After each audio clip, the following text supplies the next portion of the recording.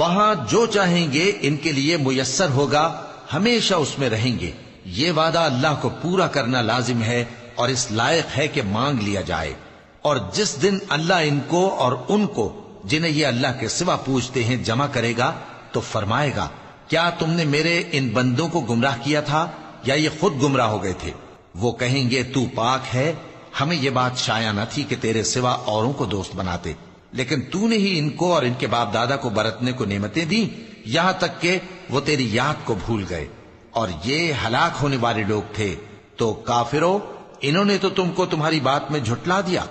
پس اب تم عذاب کو نہ پھیر سکتے ہو نہ کسی سے مدد لے سکتے ہو، اور جو شخص تم میں سے ظلم کرے گا ہم اس کو بڑے عذاب کا مزہ چکھائیں گے۔ اور ہم نے تم سے پہلے جتنے پیغمبر بھیجے ہیں سب کھانا کھاتے تھے اور بازاروں میں چلتے پھرتے تھے، اور ہم نے تمہیں ایک دوسرے کے لیے آزمائش بنایا، کیا تم لوگ صبر کرو گے؟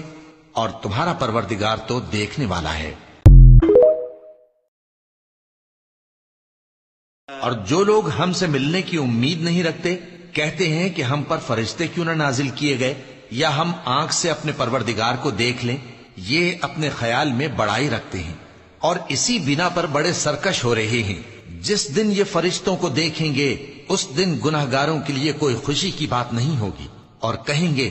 کہیں کوئی رکاوٹ کھڑی کر دی جائے، اور جو انہوں نے عمل کیے ہوں گے ہم ان کی طرف متوجہ ہوں گے تو ان کو بکھرا ہوا غبار کر دیں گے۔ اس دن اہل جنت کا ٹھکانہ بھی بہتر ہوگا اور ان کے آرام کی جگہ بھی خوب ہوگی۔